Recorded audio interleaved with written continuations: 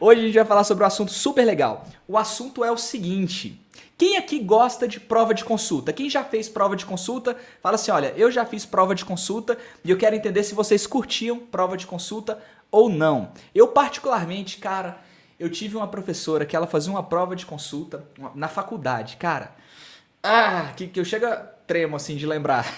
Era a disciplina de materiais elétricos e eletromagnéticos. Cara, que disciplina difícil do caramba. Meu, que disciplina difícil. A gente fazia umas colas, cara. Ela deixava fazer prova de consulta, né? Ali conhecia a maldade da parada. Ela deixava a gente fazer prova de consulta, mas tinha uma regra. Tinha uma regra. Não pode tirar xerox, não pode tirar cópias. Você só pode levar tudo que você conseguir escrever em uma folha A4. Tudo que você conseguir escrever em uma folha A4, você pode levar. Você não pode levar livro, mas você pode levar tudo que você puder levar numa folha de papel A4.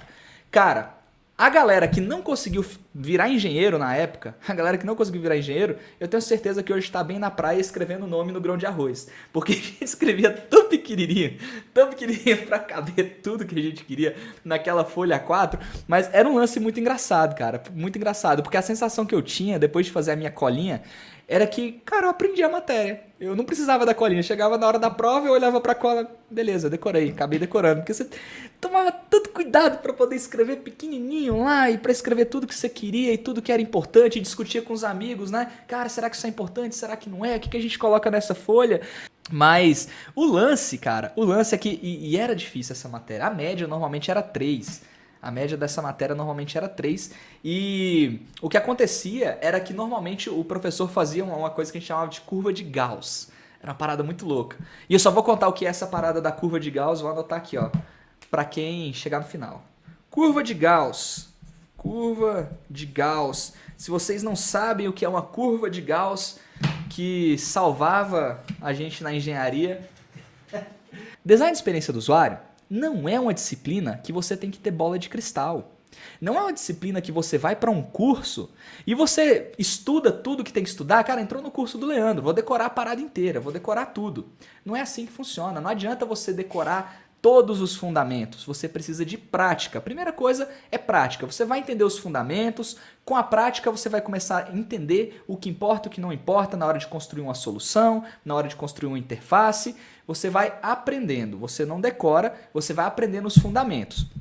Mas tem coisa que você não consegue, você não vai conseguir projetar boas interfaces somente fazendo curso. Na verdade, a essência do design de experiência do usuário não está somente nos fundamentos. Você até aprende. Vou dar exemplos de fundamento, tá? Se você cria um botão verde, quer dizer que aquele botão vai fazer uma ação importante ali na tela. Se você tem um botão vermelho, quer dizer que você vai fazer uma ação perigosa ali naquela tela. Então, provavelmente, o botão vermelho ele vai estar junto com um deletar tudo. Se você tem uma notificação que ela é azulzinha, normalmente não é nem algo de sucesso, também não é nada que deu errado, normalmente é uma notificação. Isso a gente chama, pessoal, de fundamentos, tá? São boas práticas que você pode utilizar, que você pode aproveitar o conhecimento que as pessoas já têm, conhecimento de mundo, e você não força o usuário a aprender isso de novo. Então, o famoso ícone do disquete, né? Que todo mundo sabe que o disquete é o botão de salvar. Aí você pensa, não, mas disquete está tão antiquado. Disquete, cara, as novas gerações nem sabem o que é um disquete. Mas é um ícone consolidado lá de salvar. Se você tenta trocar o disquete por algum, sei lá, um coraçãozinho. Porque vou salvar no meu coração, né? Você tem toda uma explicação para mudar pro coraçãozinho. O usuário bate o olho naquele botão de salvar com coraçãozinho, ele olha assim, entendi. E o que eu já vi de sistema com ícone que a galera não entende nada, porque tentaram inovar demais, né? Isso gera uma carga cognitiva exagerada para o usuário. Ele tem que reaprender tudo de novo para ele começar a usar a interface. Tem uma frase muito legal de Jacob Nielsen que ele fala o seguinte: as pessoas passam 99% do tempo delas em outros sites e não no seu. Então tudo que você puder aproveitar daquilo que as pessoas já aprenderam usando outros sites, usando outros produtos, outros aplicativos, use. Você não precisa ficar reinventando a roda, porque aí a pessoa não vai ter que aprender de novo, ela já meio que nasce sabendo usar seu app. Porque sabe que o menu está ali naquele cantinho, que a pesquisa está sempre ali naquele cantinho, que o logo está sempre ali naquele cantinho. Experimenta pegar o logo e botar ele do lado direito, ao invés do lado esquerdo. a galera vai ficar confusa, a não ser que seja a galera oriental, que está acostumado já com a tela virada ao contrário, né? Já lê da direita para a esquerda. Mas caso contrário, quanto mais você usa coisas que já existem, mais fácil é para o seu usuário. Por que eu estou falando isso? Essa é a parte que você pode aprender. Você pode ir num curso e você pode aprender essas boas práticas. Um conjunto de boas práticas que você tem que sempre avaliar se naquele seu contexto funciona. Como eu falei, logo do lado esquerdo funciona muito bem aqui no Brasil, mas lá do lado direito vai funcionar muito bem, por exemplo, no Japão, que lê ao contrário, se eu não estiver errado. Mas você tem que entender sempre o contexto para você aplicar essas boas práticas. Agora, tem uma série de coisas que nem sempre funcionam no nosso contexto. E eu não consigo dizer ao certo se vai funcionar ou se não vai. Então muita gente chega para mim e fala, Leandro, cara, vê se esse meu aplicativo tá bom. Eu olho um aplicativo, é um aplicativo de moda, é um aplicativo, por exemplo, para você, é um e-commerce para você comprar roupas. Eu olho para esse aplicativo assim e fico olhando, cara, não sei, eu conseguiria comprar, mas eu não sei se os seus usuários vão conseguir comprar. Só tem um jeito de descobrir. Só tem um fucking jeito de descobrir, que é pesquisando, fazendo teste de usabilidade, fazendo pesquisas prévias, entendendo se a pessoa, se aquele designer está realmente resolvendo o problema dos usuários, está realmente tirando os atritos que tinha naquela interface para o usuário conseguir fazer aquilo lá mais facilmente. Então tem coisas que não dá para você saber, mas existe um jeito de descobrir. Então vamos voltar. Eu estava falando que você não precisa ter bola de cristal para trabalhar com design de experiência do usuário. Existem alguns fundamentos, existem algumas heurísticas que são práticas testadas, né? Observou-se que, por exemplo, quando você não ajuda o usuário a se recuperar de um erro, ele acaba se frustrando. Então, você deixou a pessoa, por exemplo, clicar num botão de delete irreversível e apagar a conta do Instagram. E não tem como reverter isso, ou deletar um e-mail, não tem como reverter. Se ele fizer isso por confusão, porque clicou no lugar errado, ele vai ficar muito frustrado, né? Então você tem que deixar o usuário poder reverter essa situação, é o que a gente chama de heurística. A gente foi verificado no mercado, inclusive as mais conhecidas são as 10 heurísticas de Nielsen, e as mais conhecidas eu não vou aprofundar nelas, depois você pode dar um Google em 10 heurísticas de Nielsen e você vai ver várias dessas. Por exemplo, permitir o usuário se recuperar do erro, permitir a prevenção do erro, como é que seria? Cliquei no botão de deletar, opa, você tem certeza que você deseja fazer isso? Você está prevenindo o erro lá do usuário que ele podia ter feito ali por engano, né? Então, essas heurísticas a gente sabe que na maioria das vezes funciona, na maioria das vezes é bom. Em que cenário é ruim você pedir uma mensagem de confirmação?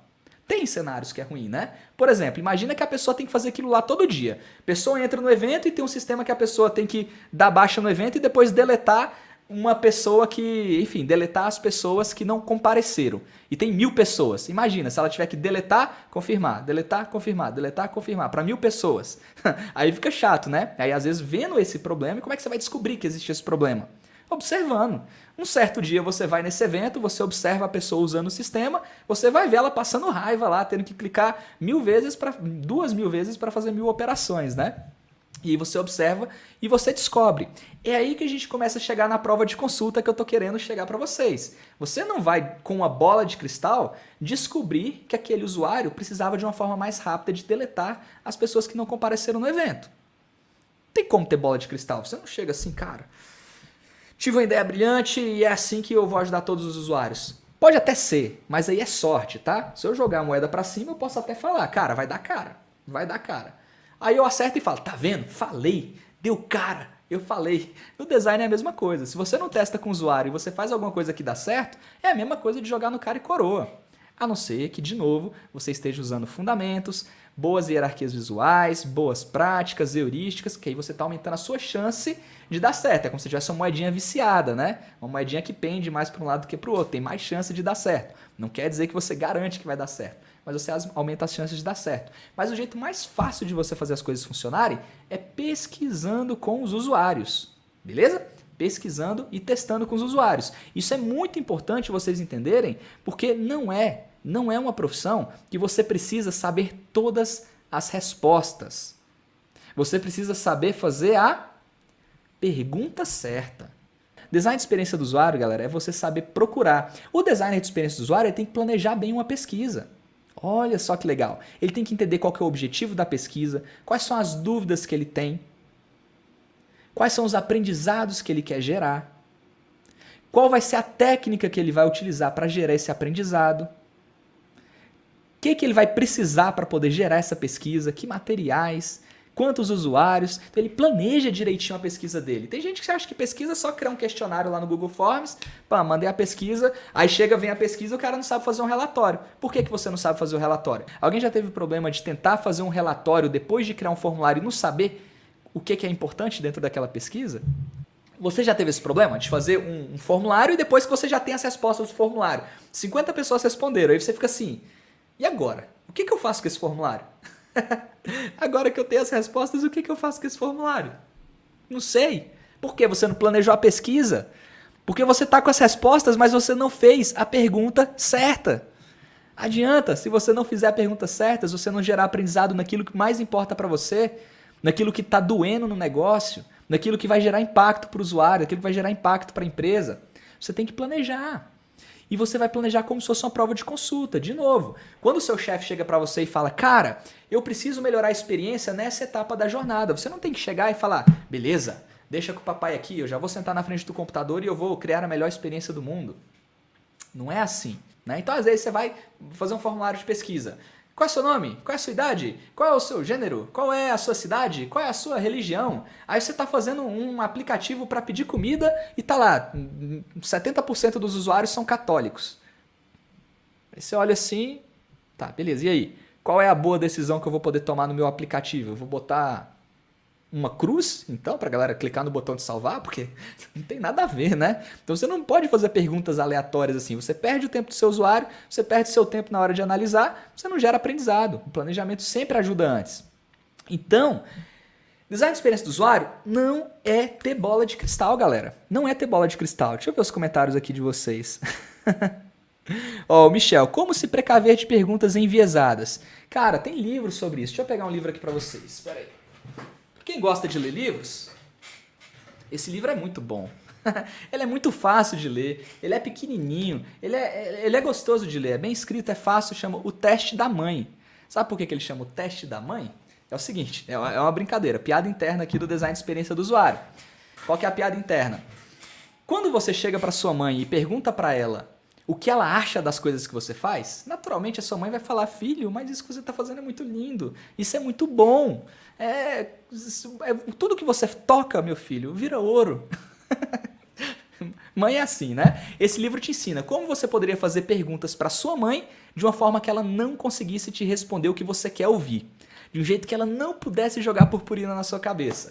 É esse livro, é justamente sobre como se precaver de fazer as perguntas enviesadas. Vamos lá, deixa eu dar um exemplo. Mãe, a senhora gostaria de comprar uma bota para usar agora no calor, no verão? Uma bota? Aí sua mãe fala, claro filho, eu adoro botas, né? Agora se você pergunta, mãe, quais foram os calçados que você usou nos últimos 4 verões?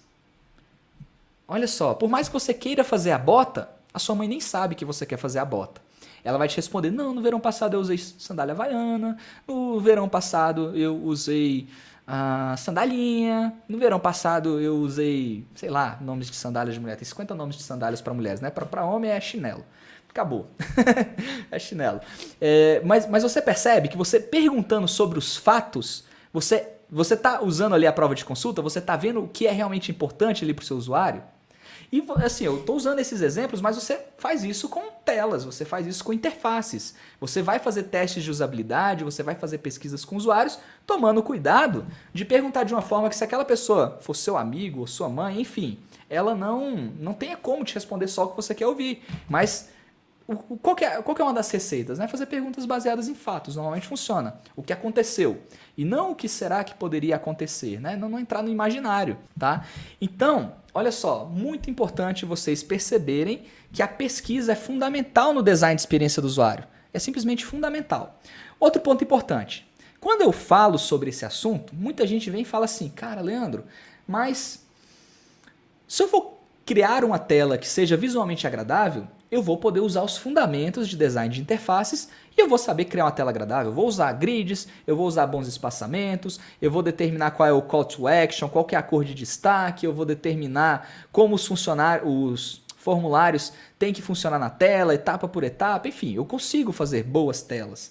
Consegue, tá? Conhecer os fundamentos é extremamente importante. Não quer dizer que você vai acertar sempre. Não quer dizer que o que é bom para você é bom para o seu usuário. Essas vocês já aprenderam. Então é muito importante vocês entenderem de visual, tá? Mas nem sempre você precisa ser o cara que desenha as telas bonitas. Eu fiz um post sobre isso hoje. Você pode ser o cara que pesquisa, o UX Researcher. Você pode ser o cara que escreve os textos para as interfaces, o UX Writer. Pode ser um cara que ajuda a equipe a colaborar, um facilitador de workshops. Você pode ser um desenvolvedor front-end, que cria o código ali da interação, da usabilidade, como vai acontecer na prática. Você não precisa sempre ser o designer de interfaces. Mas é importante você conhecer dos fundamentos por essas razões que eu já falei para vocês, tá? E quando vocês entendem isso, cara, eu vejo hoje teve uma aluna que me mandou uma mensagem, incrível a mensagem dela. Ela passou em uma empresa para ganhar 8 vezes mais do que ela ganhava 6 meses atrás. Você já imaginou o que é isso? Ganhar 8 vezes mais do que ganhava 6 meses atrás? Você precisa estudar, você precisa aprender. Não é só chegar, o Leandro falou que é prova de consulta. Então, galera, eu já vou aplicar para as vagas de design de experiência do usuário. Vaga, vem em mim. Eu não estudei nada não, mas já que é prova de consulta, Leandro falou que é prova de consulta. Então, é só mandar essa prova aí que depois eu pergunto para ele lá como é que eu faço. Não, você vai ter que estudar as técnicas, você tem que estudar como se planejar, como mapear uma jornada, como entender as intenções dos usuários, como entender as emoções dos usuários. E existem técnicas para perguntar, técnicas para gerar relatório, técnicas para fazer teste de usabilidade. Não é difícil. É tudo fácil de fazer. Não é difícil. Mas você tem que aprender como faz. Você tem que praticar como faz. Aí quando você consegue fazer, você viu na prática que você consegue, é muito fácil de repetir. Tá? É muito fácil de repetir. Você consegue reproduzir esse processo de entender o objetivo de negócio, de entender o contexto do usuário, de definir alternativas de solução, priorizar qual que é a melhor alternativa, de prototipar, de testar o protótipo, depois medir se está gerando resultado de fato. Tá? Eu não estou dizendo que você simplesmente entra na profissão sem saber nada e acabou o jogo, porque é prova de consulta. O que eu estou dizendo é que você tem que aprender a fazer as perguntas certas. É basicamente isso que você precisa saber. Ser um bom ouvinte, ser um bom observador, você saber olhar ali, cara, tá ali a resposta. Como que eu consigo melhorar o aplicativo do Submarino? Como? Olha como os usuários estão tendo problemas no aplicativo. Olha o que está funcionando, o que não está funcionando. Você vai pesquisar, você vai testar e a resposta vai estar ali. Vai ter uma galera frustrada, batendo cabeça porque uma série de coisas ali não funciona e você descobre que aquilo é um problema. E aí, agora que você fez a pergunta certa, você descobriu o problema, massa, agora você projeta uma solução para resolver o problema. E você até consegue medir depois, né? Antes do problema, tantas pessoas tinham essa frustração. Agora que eu resolvi, tantas pessoas estão tendo essa frustração. Nem sempre você vai conseguir tirar nota 10 na prova de consulta, não é fácil não. Mas é difícil tirar 10. Mas tirar 0 também você só tira se você quiser. Você só tira se você quiser. Porque você pode ir melhorando a sua nota. Olha só que loucura isso. Você cria uma solução, tirei 6. 60% dos usuários se deram bem.